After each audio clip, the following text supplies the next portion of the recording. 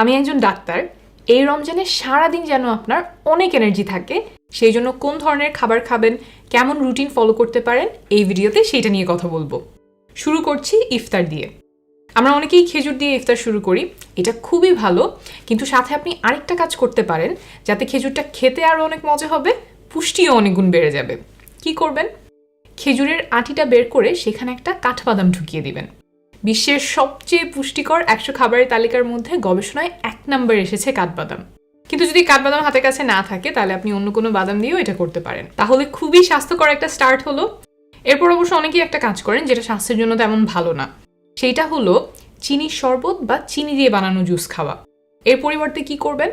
পানি খেতে পারেন, আর যাদের সুযোগ আছে তারা ডাবের পানি খেতে পারেন। ডাবের পানিতে পটাশিয়াম থাকে, যেটা আপনার সারাদিনের ক্লান্তি কাটিয়ে উঠতে সাহায্য করবে। কেন আমি চিনি দিয়ে বানানো শরবত খাওয়া এড়িয়ে যাওয়ার পরামর্শ দিচ্ছি?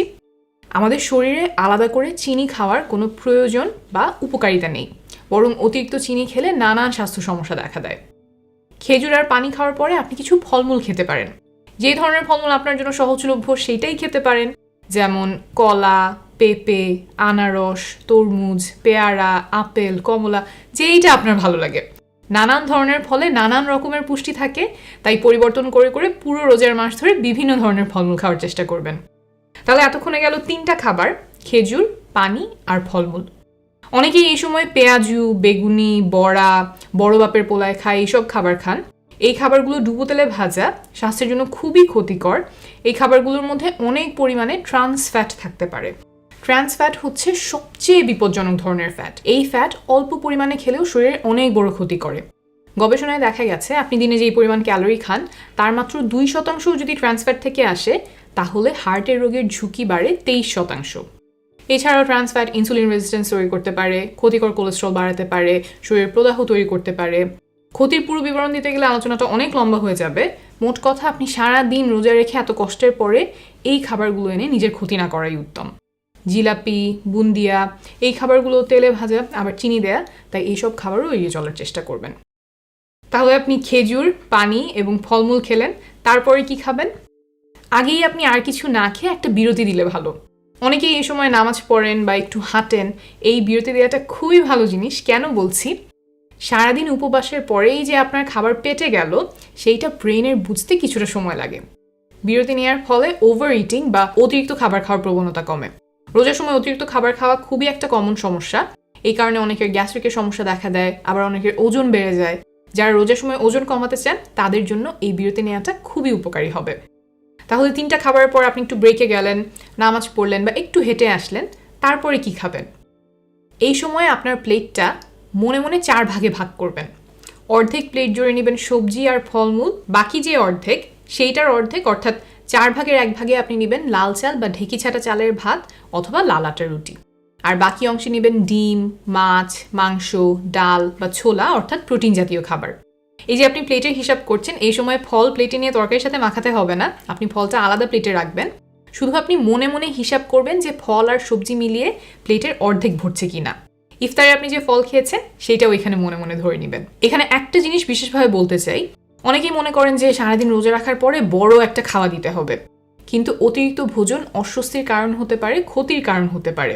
প্লেটের যে হিসাব আমি বললাম সেভাবে যদি আপনি সবজি, লাল চালের ভাত, মাছ, মাংস খান, তাহলে আপনার শরীরের জন্য প্রয়োজনীয় পুষ্টি আর শক্তি আপনি পেয়ে যাবেন।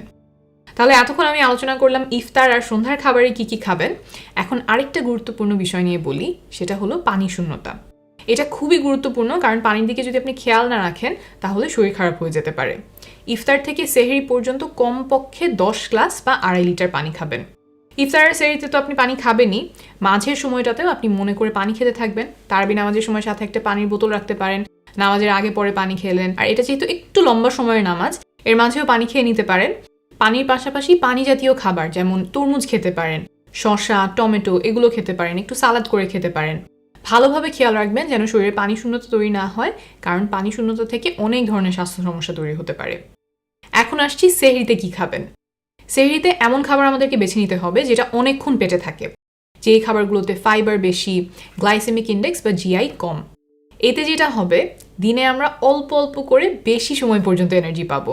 সাদা চালের ভাত খেলে সেটা খুব তাড়াতাড়ি হজম হয়ে যায়, অনেক সময় ধরে এনার্জি দিতে পারে না, একটু পরেই দেখা যায় যে ক্ষুধা লেগে যায়। তাই সেহরির জন্য ভালো খাবার হলো লাল চালের ভাত। ভাত দিয়ে আপনি ঘন ডাল খেতে পারেন, সেদ্ধ ডিম খেতে পারেন, তারপর সেহরিতে ওটস খেতে পারেন। কেনার সময় হোল গ্রেইন ওটস এই লেখাটা দেখে নেবেন।